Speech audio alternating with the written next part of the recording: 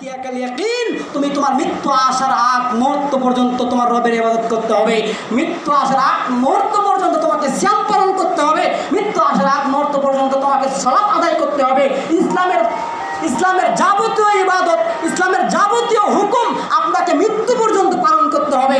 কে বলেছে আপনাকে মারুফ হতে গেলে, শরীয়ত বাদ দিয়ে মারুফ হতে গেলে আপনাকে সালাত আদায় করতে হয় না? যখন আত্মকতার চূড়ান্ত পর্যায়ে যখন মানুষ পৌঁছে যায়, মানে আল্লাহকে ডাকতে ডাকতে জিকির করতে করতে ফানাফিল্লা বাকাবিল্লা, মানে পীর সাহেবেরা যেটা বলে, মাজার পূজারি ভণ্ডরা যেটা বলে যে ফানাফিল্লা বাকাবিল্লা, আল্লাহ আল্লাহ জিকির করতে করতে একবারে সপ্তম আসমানে উঠে যায়। উঠে যাওয়ার পরে আল্লাহর সঙ্গে একের মোলাকাত করে আসে, একেবারে বাকাবিল্লা হয়ে যায়। ওই সময় আর তাদের ইবাদত করা লাগে না, নাউজুবিল্লাহ।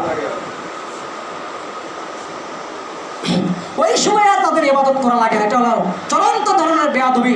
তারা কত বড় বেয়াদব, তারা কত বড় নিয়ম হারাম, তারা কত ধরনের শিরক করে। দেখেন, এই যে মহস্থান ঘরে একটা মাজার আছে, মহস্থানে একটা মাজার আছে, সুলতানের মাজার। তো ওই মাজারের পাশে আপনার একটা